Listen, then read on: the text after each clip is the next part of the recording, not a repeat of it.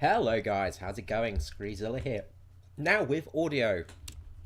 So yeah, I may have forgotten to put the mic on yesterday. Sorry about that. A little bit of a goof. But anyway, we are talking about naval beta stress testing. Yes! Finally, it is stress test time. So, yes, okay, let's talk about this. So, good news, stress testing. So that means that we have got the naval combat coming into the game relatively soon, I would say. Now, we're just going to try and get our rangefinder on target here. Hopefully get some shots. Oh, we're getting some shots coming in very close to us there. So we're going to turn a little bit and hopefully be front onto this guy.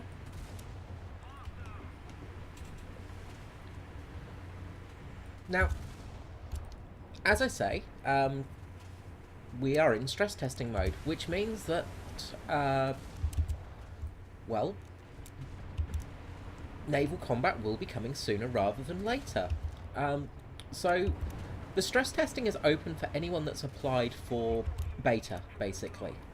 So you don't have to have bought any pre-existing packs. You just have to have applied for the beta testing.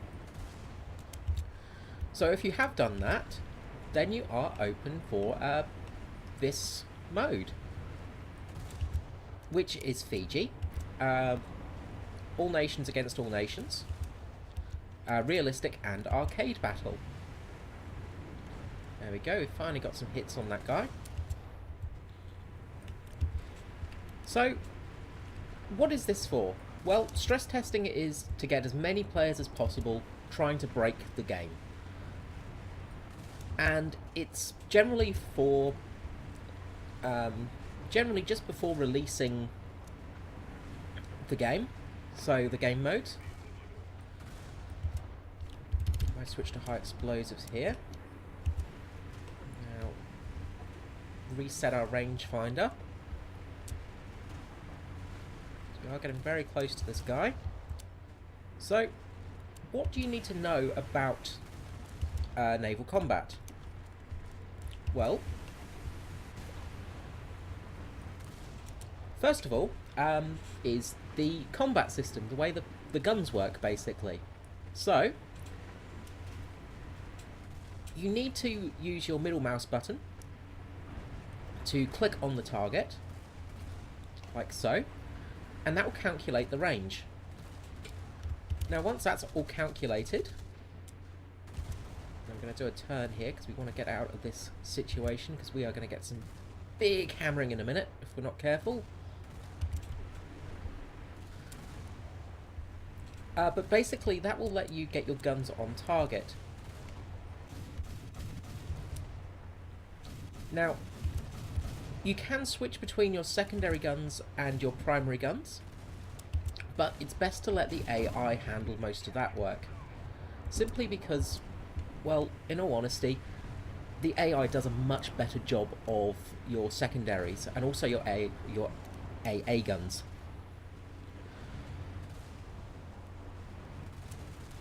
Now, you do need to lead slightly occasionally, but it's not always necessary. Now remember that destroyers don't have a huge amount of armour. So if you've got armour piercing... And also watch out for islands, because you will beat yourself like an idiot if you're not careful.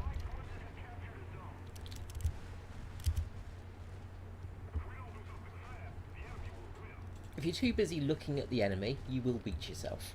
I got very lucky there, coming in at a side angle. I will say it's down to skill. Let's go with that.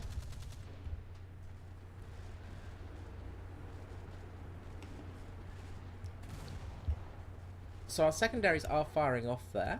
So trying to hit something. Not sure what they're shooting at. Possibly a plane or something. Oh no, we did get a hit on one of the ships, so that's good. The secondaries have got decent range. So always remember, secondaries are useful.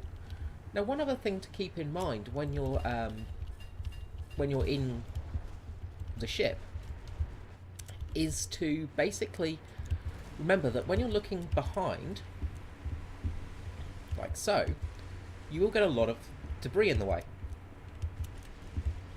And this is because where you're positioned is at the front of the ship. So you see where the radar mast is there. That area is your gunnery position. And what that does is it means that when you're in this sort of area here, it's very hard to see the enemy targets. So we're waiting for our guns to get on track here. We'll fire off some HE shells at this guy.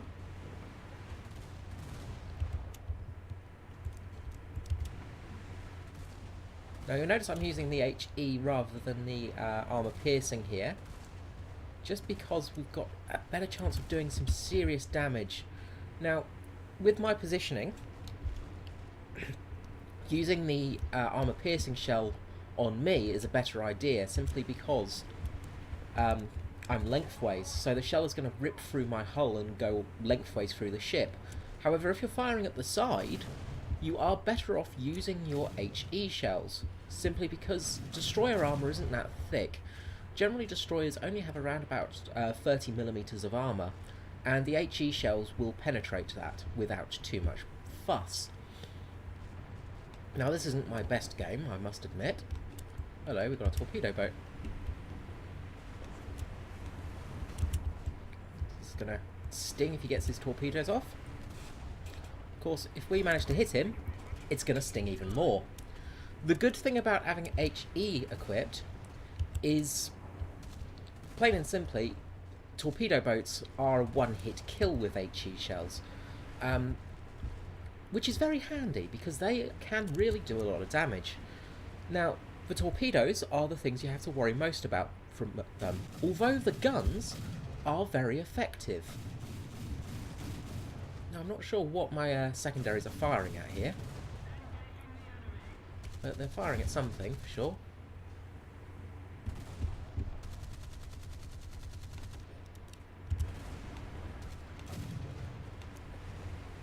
Now we've got a ship again, so let's try and get some salvos off at him. A little bit short there.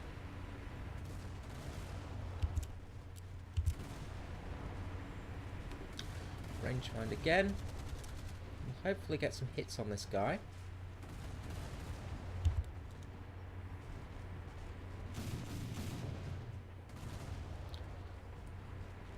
Our secondaries may even get a hit as well. So, what you need to do for your secondaries AI is use the E button, and that will change it to planes, ships, none, or all of the above. I usually set it to all of the above because that way you've got protection from everything. Although the AI is a bit dumb today, apparently. Just wanting to fire for no reason. Yeah, not sure what's going on there. That's a new bug, obviously. So, if you saw my video last night, that was up very briefly, I do apologise about that.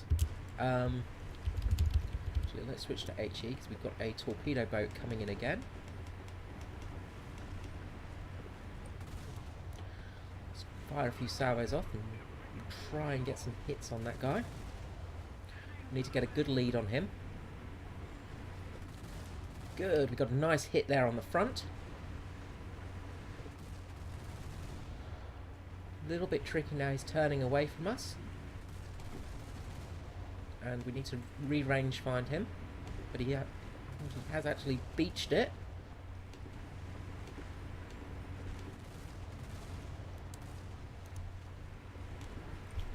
And we'll switch to the AP shell here. And fire a salvo off at that other destroyer. And we've got a HE-111 coming in on us, so we've got to be a bit careful there. So we're going to turn into C. So yes, last night I posted a video talking about this same subject, but I forgot to turn my microphone on. So I'm sorry about that if you watched that and were wondering what the heck was going on. That's what was happening. So, as I say, very sorry about that one. It was actually a much more interesting game than this one.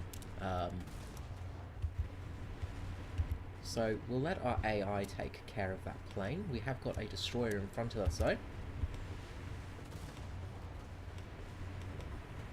So we'll get our guns on bear on this guy.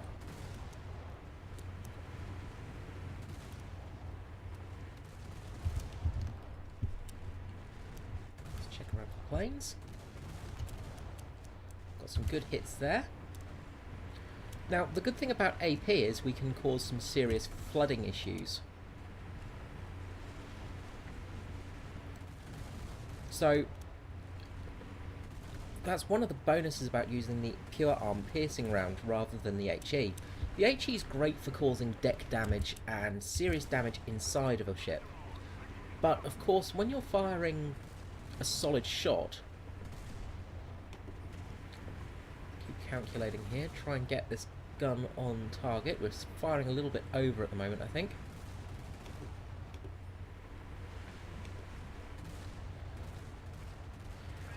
Seem to be getting the lead right.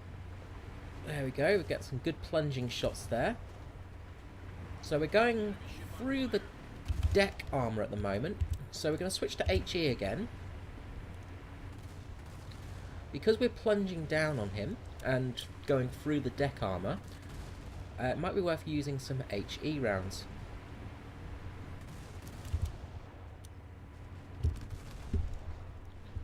Just do a little check around.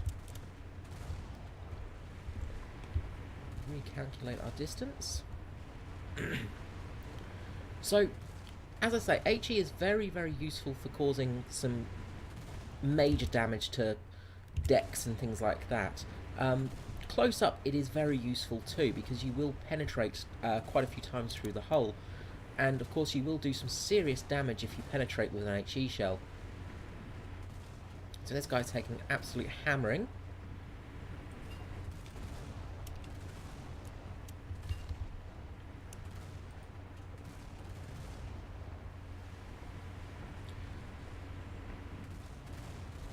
I can't wait to see how cruise skills affect this mode as well. I'm really looking forward to the release of this. Go, we've got a nice critical on him there. And we're causing some serious damage here.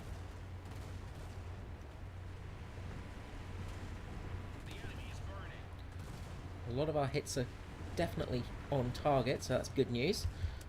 One thing to remember here is, with naval combat, is you're going to miss a lot. It's normal. Naval guns aren't the most accurate thing, although considering how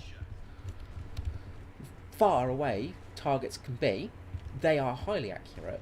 But when you're firing, you will fire off about 5 or 6 salvos before you hit something usually. And there's nothing wrong in that. There's no problem there at all. It's a normal sort of part of naval combat, but you just have to keep in mind that you do miss a lot, and there's nothing wrong with that. So when you first jump into the game, if you're missing a lot, don't panic too much, because, well, missing is a pretty normal thing to do with the naval combat. Now we've got another destroyer over there, quite a long distance away. So we'll fire off a few salvos just in the hope of getting something on him. But we have got a victory. And we actually got a hit. So that was all good. So yes, ladies and gentlemen, that is naval beta stress testing. As I say, if you've signed up for it... sorry, excuse me. If you've signed up for it, take part. It is really, really important that we get as many people playing in this as possible. Because, well... it really does help. It makes a big difference, basically. And as you see, you get some big scoring games in the Navy system. I am a bit worrisome that Basically, Navy's just going to end up being a huge grind because the scores are so huge. I'm wondering how many RP points a ship's going to take to research, but we'll come to that when we come to it. Anyway, enjoy the weekend. Let me know in the comments below how your Navy testing went. And please, if you do find any bugs, please let the developers know because it does help in getting this game out sooner rather than later. Okay guys, thank you so much for watching and sorry about last night's video. Have a great day and I'll see you again soon. Bye bye.